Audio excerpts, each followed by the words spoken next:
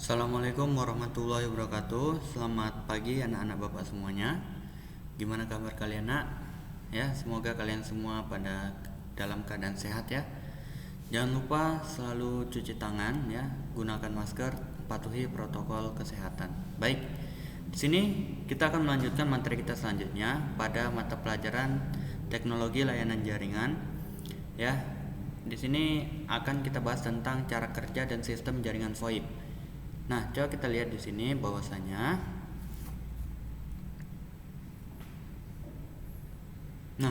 prinsip kerja VoIP adalah mengubah suara analog yang didapatkan dari speaker pada komputer menjadi paket data digital. Kemudian dari komputer tadi, PC tadi, diteruskan melalui hub atau router atau ADSL ya. Modem ADSL ya, serta dikirimkan melalui jaringan internet dan akan diterima oleh tempat tujuan melalui media yang sama. Nah, jadi prinsip dari kerja VoIP ini sangat sederhana. Pertama, suara yang ditangkap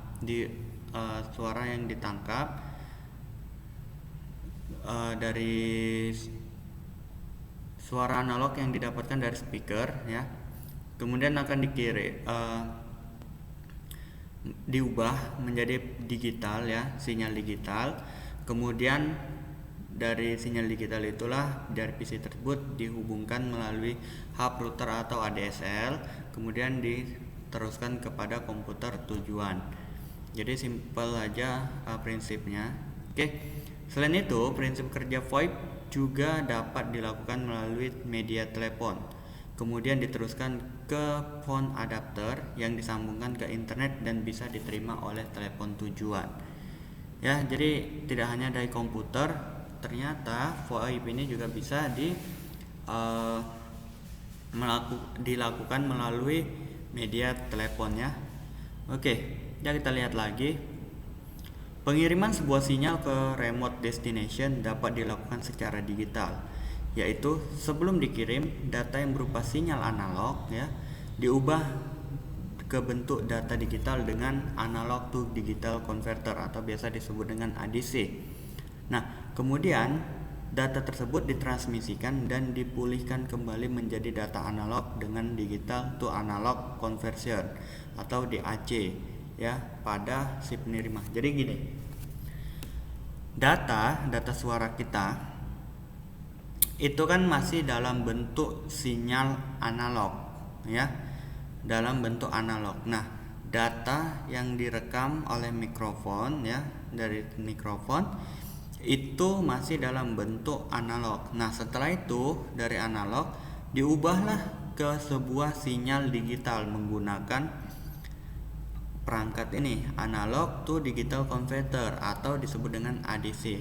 Nah, setelah udah diubah menjadi sinyal digital, barulah data itu ditransmisikan atau dikirimkan ya ke tujuan. Nah, setelah sampai di tujuan, data dienkripsi atau diubah kembali menjadi data analog lagi ya, menggunakan digital to analog converter atau disebut dengan DAC. Nah, setelah udah diubah, udah selesai, barulah keluarkan outputnya melalui speaker. Jadi masih dalam bentuk suara lagi. Jadi pertama sinyal analog diubah ke digital, dikirim, udah sampai di penerima, sinyal digitalnya tadi diubah menjadi sinyal analog, barulah dikeluarkan sinyalnya itu ya, apakah dari speaker atau dari handset.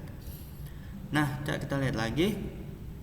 Begitu juga dengan VoIP, digitalisasi voice dalam bentuk paket data dikirimkan dan dipulihkan kembali dalam bentuk voice dengan format digital di penerima.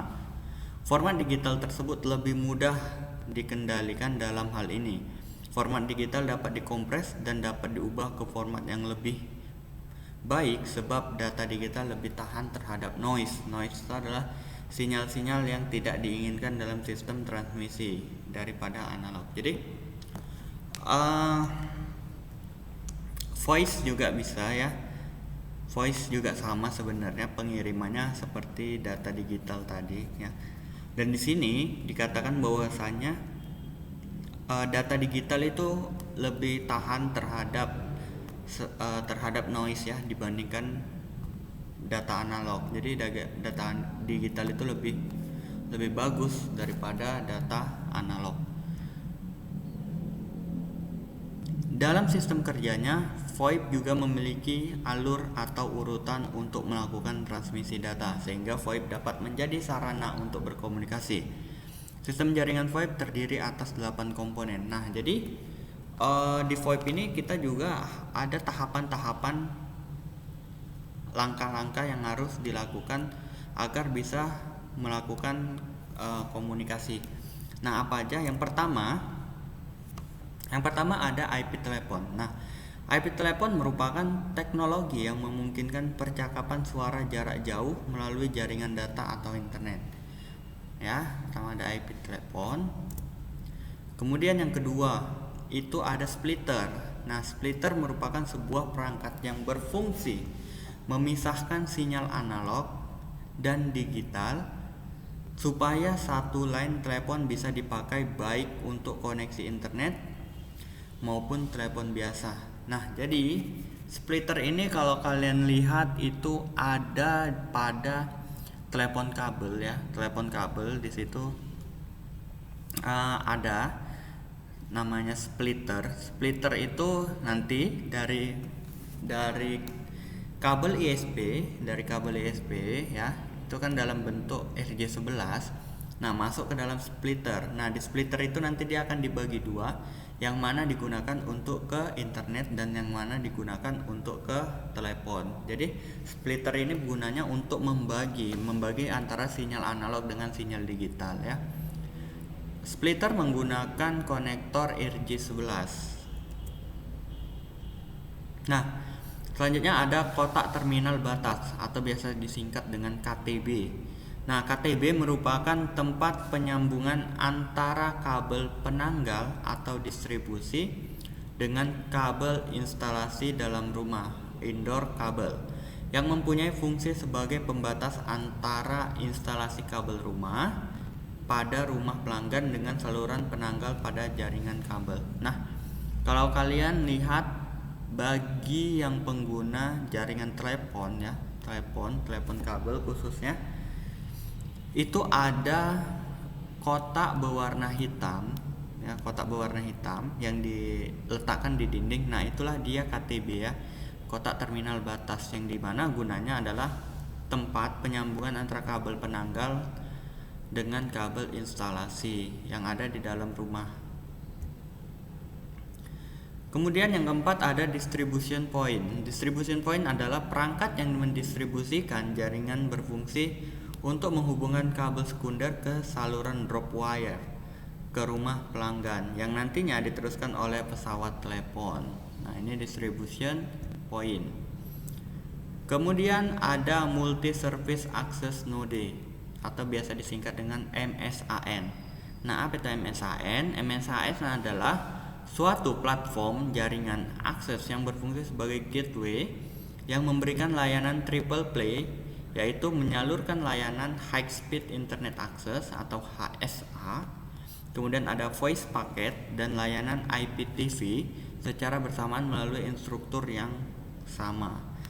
Jadi di sini sudah jelas dikatakan bahwa saya multi service, berarti ada banyak layanan yang bisa diakses pada mode ini ya. Salah seperti tadi dia memberikan triple play ya. Triple play-nya apa aja? Penyaluran layanan dengan akses internet yang tinggi, kemudian voice packet ya, paket suara, dan ada juga untuk internet protokol television ya. Oke. Yang keenam ada ada Metro Ethernet. Nah, Metro Ethernet adalah jaringan komunikasi data yang berskala metro. Metro artinya kota ya, atau menjangkau satu kota besar dengan menggunakan teknologi Ethernet sebagai protokol transportasi datanya. Nah, jadi Metro Ethernet berarti jaringan komunikasi yang mencakup sebuah kota ya.